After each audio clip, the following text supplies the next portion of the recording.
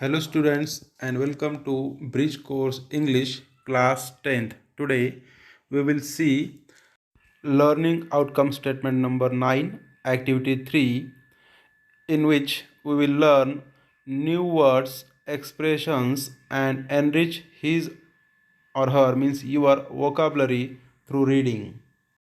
या ॲक्टिव्हिटीमध्ये आपल्याला वाचनाच्या सरावामधून नवीन शब्द वाक्प्रचार शिकायचे आहेत आणि आपला शब्दसाठा समृद्ध करायचा आहे. ऑब्जेक्टिव्हमध्ये सुद्धा आपल्याला ते सांगितलेलं आहे की नवीन शब्द एक्सप्रेशन शिकून तुमचा शब्दसाठा समृद्ध करा. पहा objective number 1 to enrich the vocabulary to develop their language skills म्हणजेच त्यांच्या भाषिक कौशल्याचा विकास करण्यासाठी शब्दसाठा समृद्ध करणे. Number 2 to enable them to find out the particular words from the dictionary. डिक्शनरीमधून एखादा विशिष्ट शब्द शोधण्यास त्यांना समर्थ बनवणे. And number 3 to enable the students to learn new words and vocabulary. विद्यार्थ्यांना नवीन शब्द आणि नवीन शब्दसाठा शिकण्यास समर्थ बनवणे. And the last one to make them confident to use new words in given sentences. दिलेल्या वाक्यामध्ये नवीन शब्दांचा वापर करण्यास त्यांना आत्मविश्वासी बनवणे.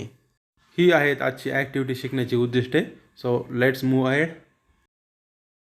Instructions for teachers and parents or facilitators.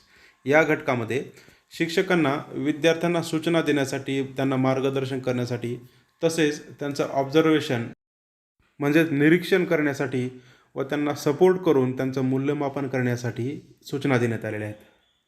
Next page. Instructions for students. First instruction, keep any good English dictionary with you if you can get easily. जर तुम्हाला शक्य असेल तर कोणतीही एखादी इंग्लिशची चांगली डिक्शनरी सोबत बाळगा. Number 2 read the story carefully and find out new words. खाली दिलेली स्टोरी काळजीपूर्वक वाचा आणि त्यातील नवीन शब्द शोधून काढा. Number 3 guess the meaning of new words and try to tell the class. नवीन शब्दांच्या अर्थाचा तर्क लावा आणि ते वर्गात सांगण्याचा प्रयत्न करा. Number 4 try to use new words and expressions to complete the sentences. रिकामे किंवा अपूर्ण वाक्य पूर्ण करण्यासाठी नवीन शब्द, नवीन एक्सप्रेशन्स, वाक्प्रचार वापरण्याचा प्रयत्न करा. Number 5 take down all important points in your notebook for further knowledge. पुढील माहितीसाठी सर्व महत्त्वपूर्ण मुद्दे तुमच्या वहीत नोंदवून घ्या. And the last one, complete all activities as per given instructions. शिक्षकांनी दिलेल्या सूचनानुसार सर्व कृती ॲक्टिव्हिटीज पूर्ण करा. Next page learning activity. In this activity तुम्हाला या कृतीमध्ये काय करायचं आहे तर खालील पॅसेज स्टोरी अगदी काळजीपूर्वक वाचायची आहे आणि त्यामधील काही अनफॅमिलियर वर्ड्स म्हणजे अनोळखी नवीन शब्द शोधून काढायचे आहेत. त्यानंतर जर काही अडचण आली तर शिक्षकांची मदत पण घ्यायची आहे. I will read this passage. You should also read with me with proper tone, stress and intonation. तुम्ही सुद्धा माझ्यासोबत या स्टोरीचं वाचन करायचं आहे. Let's start. Once upon a time, there was a king who ruled a prosperous country. One day, he went for a trip to some distant areas of his country. When he was back to his palace, he complained that his feet were very painful because it was the first time that he went for such a long trip. And the road that he went through was very rough and stony. He then ordered his people to cover every road of the entire country with leather. Definitely, this would need thousands of animals' skin and would cost a huge amount of money. Then one of his wise servants dared himself to tell the king, "Why do you have to spend that unnecessary amount of money? Why don't you just cut a little piece of leather to cover your feet?" The king was surprised, but he later agreed to his suggestion to make a shoe for himself. So, we have read the story. So we have read this story. In this story, there are many new words which may be unfamiliar to you. तर नवीन जे शब्द आहेत तुम्हाला अपरिचित असलेले त्या शब्दांना underline करा. त्या शब्दांचा अर्थ तुमच्या पालकांच्या मदतीने, शिक्षकांच्या किंवा डिक्शनरीमध्ये शोधून अर्थ काढायचा आहे आणि ही स्टोरी समजून घ्यायची आहे. Next, there is actually a valuable lesson of life in this story. या कथेमध्ये जीवनाचा एक महत्त्वपूर्ण पाठ शिकवलेला आहे. What is that lesson? The lesson is to make this world a happy place to live you better change yourself, your heart and not the world. म्हणजेच या जगाला जर एक राहण्यायोग्य आणि आनंदी ठिकाण बनवायचं असेल तर जगाला नव्हे तर तुमच्या स्वतःला बदला, तुमच्या विचारांना बदला, असा मेसेज या स्टोरीमधून दिलेला आहे. We have read, learned and understood the story. So now we are going to solve some activities based on the same story. जर स्टोरी समजली नसेल तर तुम्ही पुन्हा एकदा ती सायलेंटली वाचा. मी दिलेल्या शब्दांच्या अर्थांच्या आधारे समजून घ्या and solve the activities. The given activities are very simple. You can easily find out the answers to them. So the first activity, activity 1, there is a question.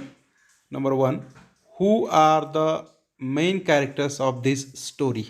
या स्टोरीमधील मेन कॅरेक्टर्स कोण आहेत? तुम्हाला उत्तर येऊ शकतं. Next question, can you tell some pairs of adjectives plus noun. म्हणजेच adjective आणि noun यांच्या जोड्या या स्टोरीमधून तुम्ही शोधू शकता का, सांगू शकता का? And the third question is, do you find the antonyms of necessary. म्हणजेच तुम्ही नेसेसरी म्हणजे आवश्यक या शब्दाचा विरुद्धार्थी अँटोनिम्स शब्द स्टोरीमधून शोधू शकता का? Yes, you can of course search or find out the word. You can find answers to all 3 questions. Just try, think and write down the answers. Activity 2, make 4 words, minimum 3 letters, using the letters in the word prosperous. Prosperous या शब्दातील अक्षर letters वापरून 3 अर्थपूर्ण शब्द बनवायचे आहेत, पण प्रत्येक शब्द कमीत कमी 3 अक्षरांचा, 3 लेटर्सचा असला पाहिजे. मग प्रयत्न करा आणि प्रॉस्परस या शब्दातील लेटर्स वापरून तुम्ही किती शब्द बनवू शकता हे पहा. Next activity number 3, the king was surprised. आणि सरप्राइज्ड या शब्दाला अंडरलाईन केलेला आहे. खाली सूचना दिलेली आहे की can you take any verb, noun, adjective at the place of surprised and make meaningful sentence. म्हणजेच तुम्ही सरप्राइज्ड या अंडरलाईन केलेल्या शब्दाच्या जागी कुठलंही क्रियापद किंवा नाऊन किंवा ॲडजेक्टिव्ह विशेषण वापरून नवीन अर्थपूर्ण मिनिंगफुल सेंटेन्स बनवू शकता का? तर यस, तुम्ही सरप्राईज हा शब्द काढून कोणताही शब्द त्या ठिकाणी टाकून एक नवीन अर्थपूर्ण वाक्य नक्कीच बनवू शकता. चला तर मग ट्राय करा आणि या तिन्ही ॲक्टिव्हिटीज सोडण्याचा प्रयत्न करा.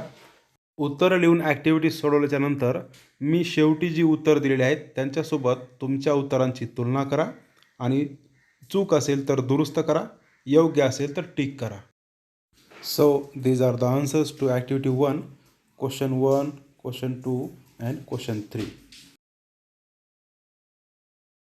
ॲक्टिव्हिटी 2 मध्ये प्रॉस्परस या शब्दापासून 4 शब्द बनलेले आहेत. प्रॉस्पर, सॉर, रोज आणि आवर. ॲक्टिव्हिटी 3, सरप्राइज्ड या शब्दाच्या जागी आपल्याला दुसरा शब्द लिहायचा आहे, तो लिहिला आहे. The king was happy. Happy हा शब्द बदललेला आहे. नाव solved activity or demo. The teacher demonstrates one of the activities and supports learners to get expected answers from the story. आता एक ॲक्टिव्हिटी मी तुम्हाला या ठिकाणी सोडून देणार आहे आणि दुसरी तुम्ही सोडवायची आहे. So activity 1, complete the word chain of nouns. या ठिकाणी नाम दिलेले नामांची शब्दसाखळी पूर्ण करायची आपल्याला. Add 4 words each beginning with the last letter of the previous word.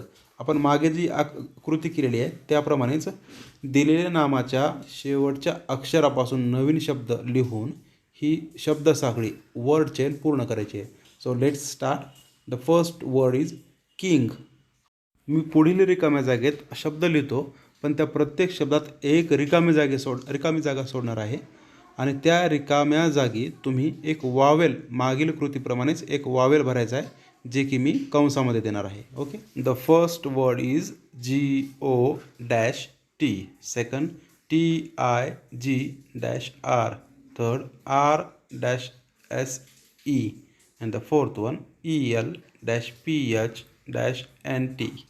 आता तुम्ही लाल अक्षरातील वॉवेल्समधून एक वॉवेल निवडून शब्दसाखळी म्हणजे नाउन्सची शब्दसाखळी या ठिकाणी पूर्ण करायची आहे. Activity 2, complete the sentence using the words from the story. या ठिकाणी 2 सेंटेन्सेस दिलेत, त्यामध्ये ब्लँक स्पेसेस आहेत.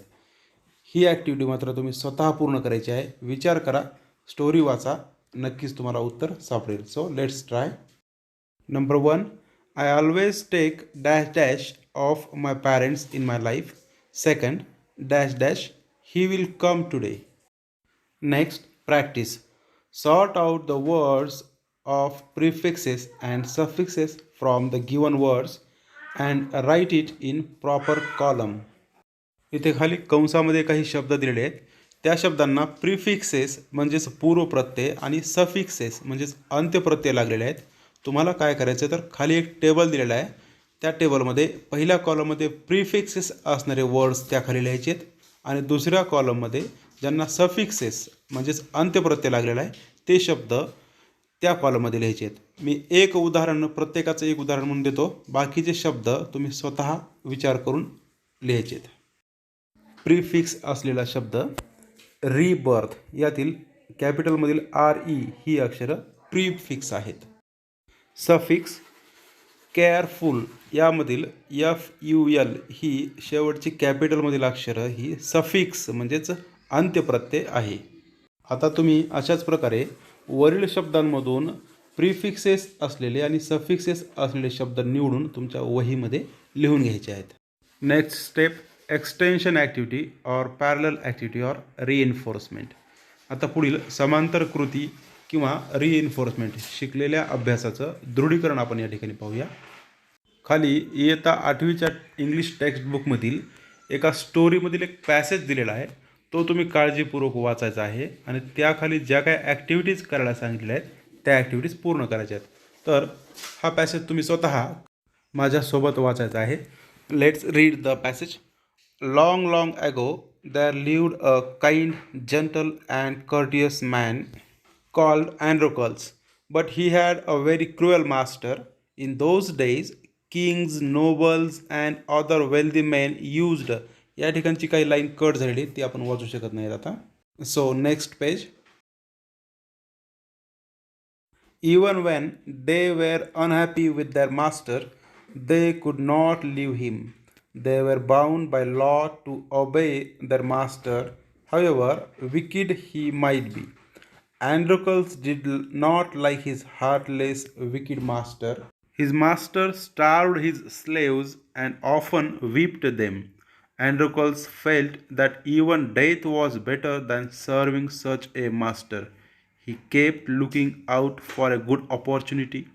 At the first chance he got, he escaped from the clutches of his cruel master. Now, although Androcles had thus run away, he was not a coward. He took shelter in a forest. He was not afraid of the wild beasts that roamed the forest. He did not mind that he had no roof over his head. He was happy that he was free as a bird to go wherever he wished. Next page.